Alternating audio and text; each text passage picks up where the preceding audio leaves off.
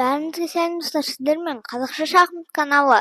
Және бүгін мен сіздерге чатуранганың тарихын айтатын боламын. Бастамас бұрын мен сіздерден кешірім сұраймын. Көп уақыт видео түсірмегеніме. Себебі менің видео түсіретін приложением кішкене жұмыс істемей қалды. Және мен сіздерге плейлист ұсынамын. Плейлист бір тақырыптағы бірнеше видеолар болуы. Менде бір плейлист бар уже. Ол шахмат бірге үйренуге көмектеседі. Және де мен сіздерге чатуранганың тарихын үйретіп кетейін. Чатуранга Үндістанда пайда болған. Чатуранганың 4 адам ойнайтын. Және чатуранга ол шахматтың бірінші түрі. Чатуранга шығыс елдеріне арқылы Иранға жеткен. Яғни Үндістаннан Қытайға, Қытайдың көршілес елдеріне, және сосын Монғолия мен Қазақ жерін өтіп, түркітілдес жерден өтіп, Иранға да жеткен. Және де ол кезде Ирандарды арабтар басып алған соң, арабтар оны чатуранш деп атап кеткен. Чатуранш көп ойналатын, сол үшін Европа елдеріне ұнамайтын.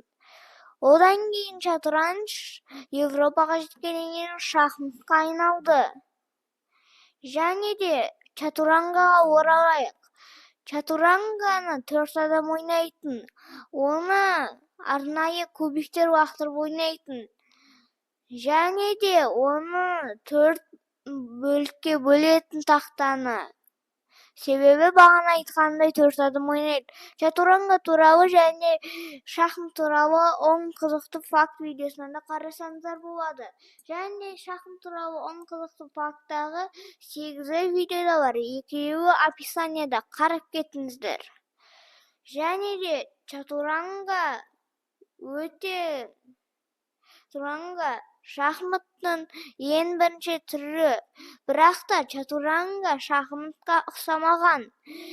Бірақ та одан кейін бағана айтқандай ол Иранға жетіп, сосын Европа елдеріне жеткен соң бірақ шахматқа айналған.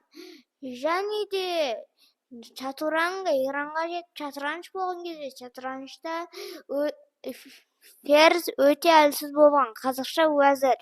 Оны да шахмат туралы 10 қызықты факт видеосынан қарасаңыздар болады. Чатуранга шамамен 2000 жылдай бұрын пайда болған. Көргендеріңізге рахмет, сау болыңыздар.